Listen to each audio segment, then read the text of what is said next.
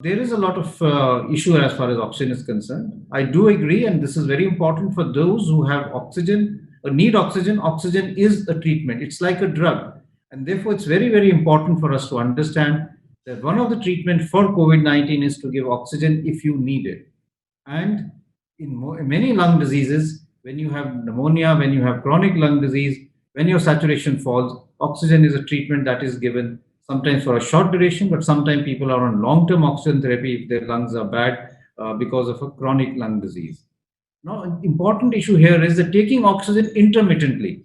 Your saturation is all right, but you say, okay, let me take oxygen for half an hour after my meals, or if I take oxygen for a few hours in the day, my saturation goes up and I'm feeling better, and I should therefore continue oxygen, is actually a waste of oxygen.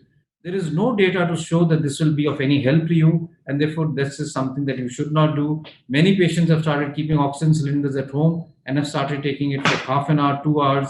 That itself is more harmful and is actually again denying oxygen to people who actually need it. The third important thing to remember as far as oxygen is concerned is oxygen is carried in our blood. And we look at what is the oxygen which is carried in the blood by looking at the oxygen saturation. But if your saturation is 92, 93, or your saturation is 98, 99, the actual oxygen in the blood is not very different, because the oxygen dissociation curve is what we call a sigmoid curve. And after you reach a saturation of 90, it is actually flat. So you don't really get too much of oxygen in your blood, even if you go from 92 to 98.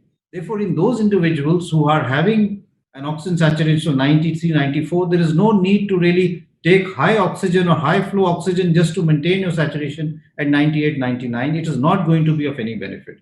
Therefore, you should have a judicious use of oxygen. There is no need to take oxygen if your saturation is over 95. If it is less than 9 and over 94, if it is less than 94, you need close monitoring, but you still may not need oxygen, because your oxygen in the blood is still sufficient in those patients who are healthy.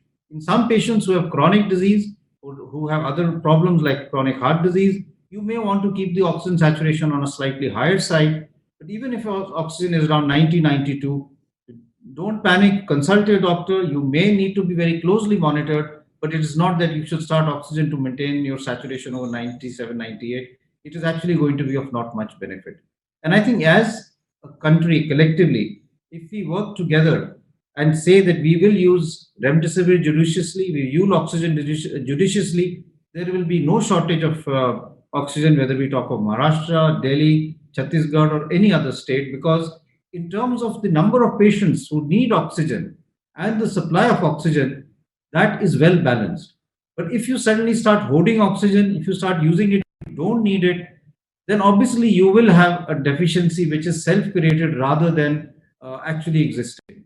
So, my appeal to everyone is that please don't take oxygen when it is not required. Taking oxygen just for the fun of it is denying oxygen to someone who may actually need it and whose life could be saved.